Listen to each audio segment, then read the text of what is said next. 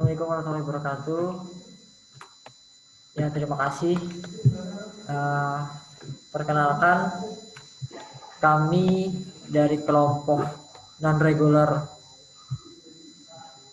Provinsi Kalimantan Timur Samarinda akan presentasi tentang penerapan model UTAUT untuk menjelaskan penerimaan siswa terhadap sistem mobile learning di masa pandemi COVID-19. Kelompok kami terdiri dari 4 orang, yaitu yang pertama Pak Kusnadi, yang kedua Pak Bambang Joko, yang ketiga saya sendiri Muhammad Sahrani, yang keempat Hani Subakti.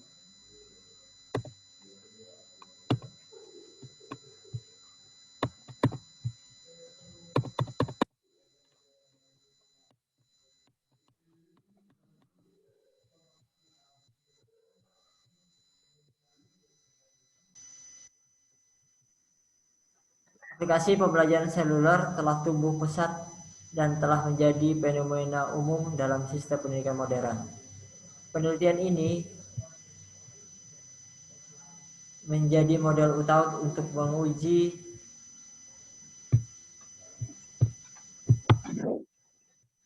pengaruh berbagai faktor yang diidentifikasi dari literatur terhadap penerimaan siswa pada aplikasi mobile learning di sekolah tingkat menengah.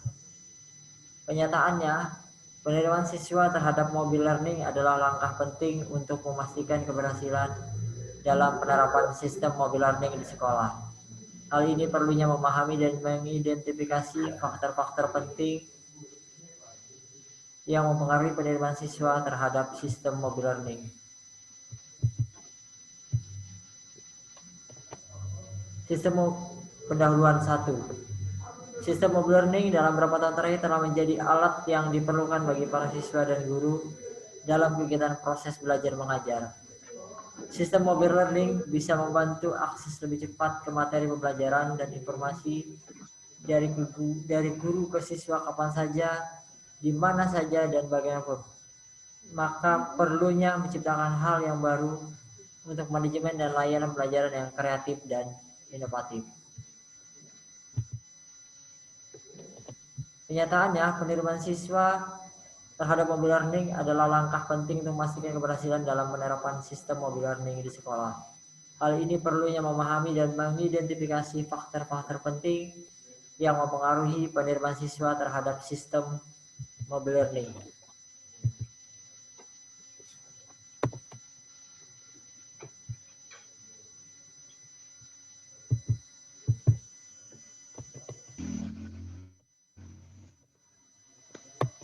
Tinjauan pustaka. Mobile learning di masa pandemi COVID-19 ini menjadikan penyelenggara pendidikan dari mulai pendidikan usia dini hingga pendidikan perguruan tinggi mengalami transisi dalam kegiatan belajar mengajar. Hal ini menyebabkan dan mendorong pemanfaatan aplikasi seluler untuk memberikan layanan mereka dan melaksanakan kegiatan belajar mengajar yang disebut dan dikenal mobile learning. Kenyataannya, penerimaan siswa terhadap mobile learning adalah langkah penting untuk memastikan keberhasilan dalam penerapan sistem mobile learning di sekolah. Hal ini perlunya memahami dan mengidentifikasi faktor-faktor penting yang mempengaruhi penerimaan siswa terhadap sistem mobile learning. Selanjutnya akan disampaikan oleh teman saya, Saudara Pak Bambang. Kepada Saudara Bambang, tempat dan waktu saya persilakan. Ya, terima kasih. Saya melanjutkan. Mobile learning memberikan manfaat bagi siswa dalam peningkatan penyampaian materi pembelajaran.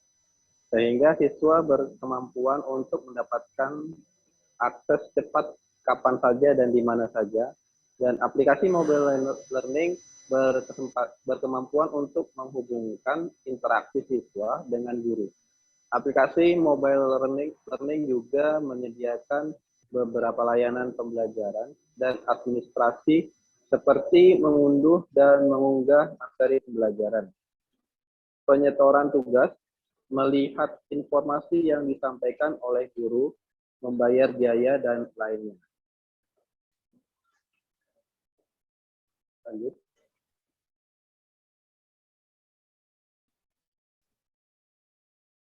Model penelitian.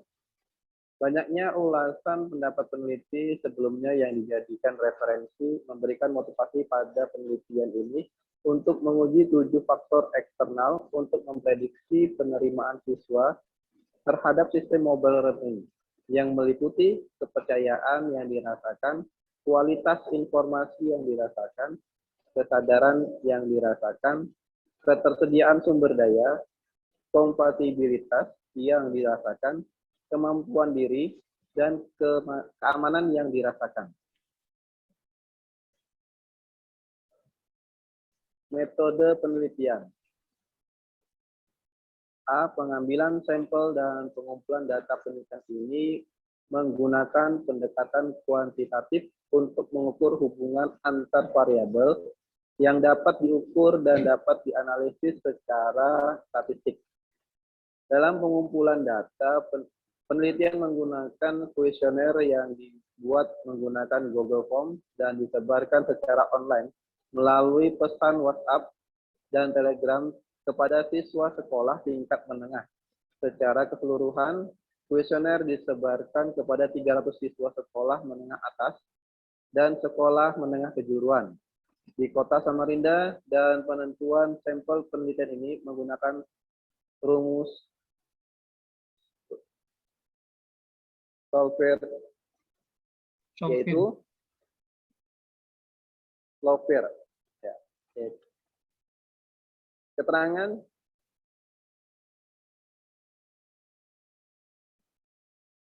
jumlah N sama dengan jumlah sampel, N besar sama dengan jumlah populasi, E persentase kelonggaran ketidaktelitian disebab kesalahan pengambilan sampel yang masih dapat ditolerir atau diinginkan. B. Pengembangan pengukuran untuk dapat menguji hasil tanggapan responden dari kuesioner yang diajukan. Peneliti menggunakan skala Likert. Skala yang digunakan terdiri dari 5 tingkatan antara lain skala sangat setuju dengan bobot 5 sampai dengan tidak setuju bobot 1. Dalam melakukan uji hipotesis penelitian, peneliti menggunakan aplikasi Smart PLS 3.3. Smart PLS 3.3 mengakomodasi analisis data menggunakan pemodelan persamaan struktural kuadrat terkecil PLS-SEM.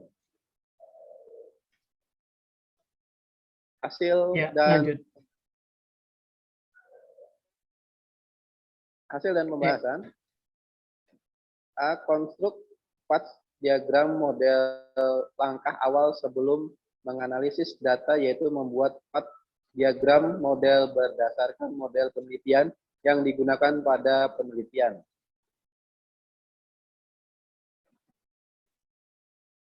Ya, dilanjutkan saya ya. Oke, dilanjutkan sama Mas Kusnadi. Tadi yang model tadi dulu ke atas. Ya. Ya, jadi ini model konstruk path diagram model ya, dari penyebaran variabel dan setiap variabel yaitu didukung oleh indikator-indikator. Dan indikator-indikator ini yaitu ada yang memiliki paling terkecil memiliki 2 indikator dari tiap variabel, yang ada juga yang paling banyak yaitu 6. Next.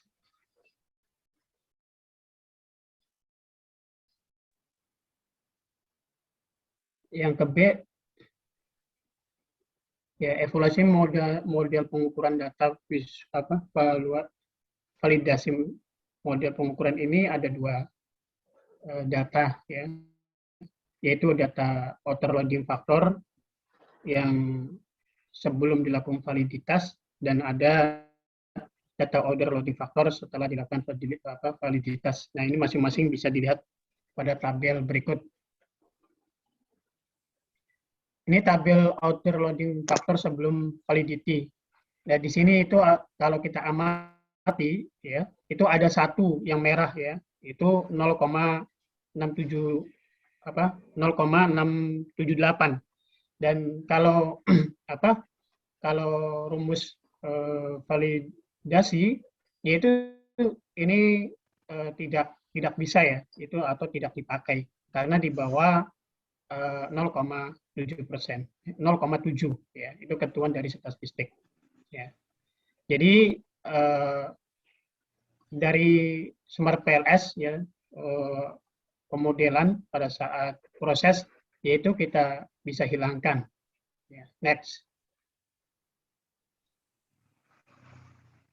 Nah ini ya, setelah ada pembersihan ya, pada saat proses validasi di Smart PLS, yaitu yang tadi 0,678 itu kita hilangkan. Jadi variabel PCM ini berkurang ya, yang tadinya 4 menjadi 3 ya. Jadi di PCM 1 ya masih dipakai, PCM 2 ya, dan PCM 3 yang kita hapus ya. Makanya di sini ada PCM 1, PCM 2, PCM 4 gitu. Jadi ini validitasnya sudah tervaliditas ya.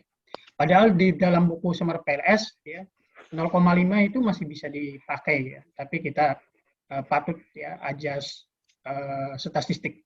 Next.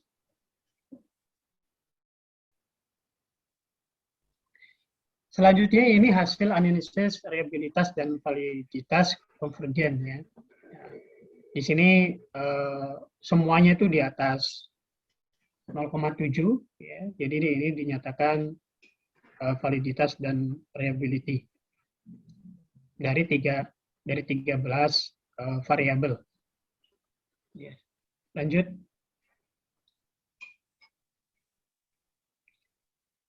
Selanjutnya ini hasil ya dari metrik validitas determinan.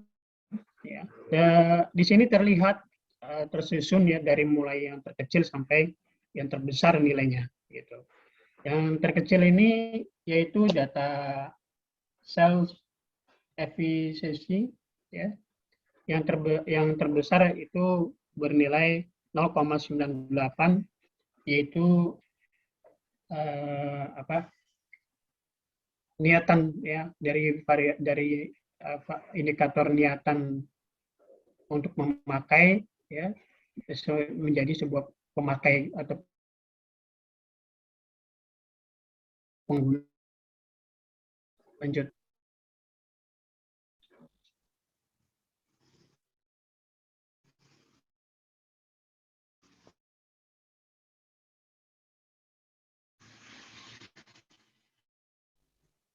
Next.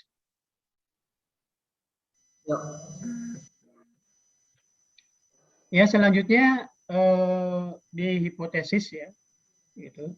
Yang C hipotesis dan evaluasi saat melakukan evaluasi hipotesis penelitian menjalankan pengujian hipotesis dengan melakukan bootstrapping proses menggunakan Smart PLS 3.3.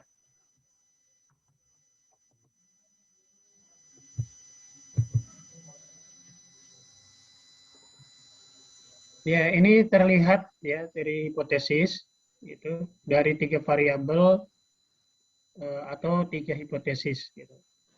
Yang diterima yaitu ada 1, 2, 3, 4, 5, 6 variabel ya dari 13, maka yang hipotesis yang ditolak yaitu ada 7 ya. Karena apa? Karena yang ditolak ini yaitu nilai statistiknya itu ya statistiknya itu lebih kecil ya daripada t-tabel.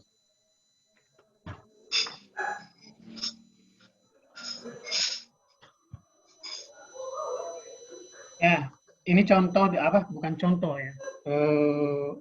Variabel yang kita ambil ya dari literatur sebagai sumbernya.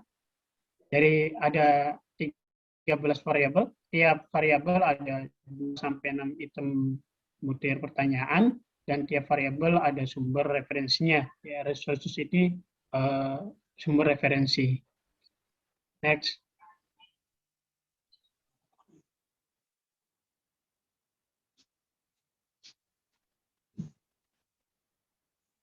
Ini ya contoh secara rincinya dari ada 45 pertanyaan.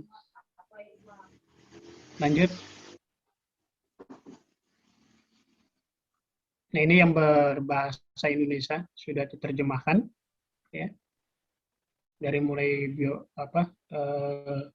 biografi responden, ada nama, usia, jenis kelamin, ya. Terus ada asal sekolah. Lanjut.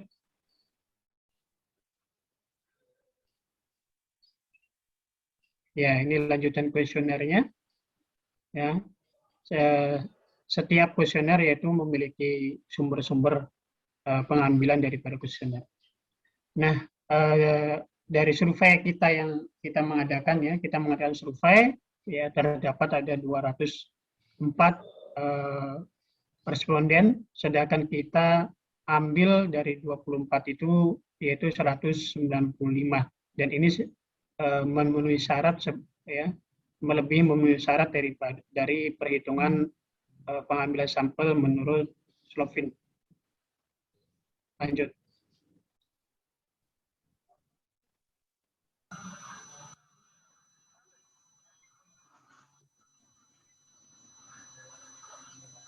Baik, terima kasih. Saya lanjutkan.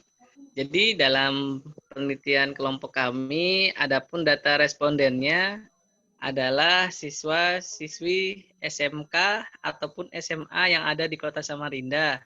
Dan sekolahnya pun berbeda-beda, jadi tidak semua sama, dari SMA 8, SMA 9, SMA 14, SMK 2, SMK 3, dan seterusnya, yang mana jenis kelaminnya pun tidak hanya laki-laki, melainkan juga ada perempuan dengan rentan usia di antara 16, 17, dan 18. Jadi inilah lampiran-lampiran yang bisa kami sampaikan pada kesempatan hari ini. Lanjut, Mas.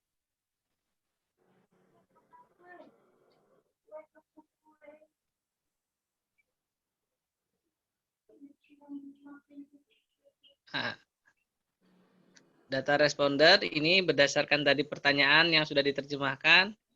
Ada yang dari kelas-kelasnya pun juga berbeda.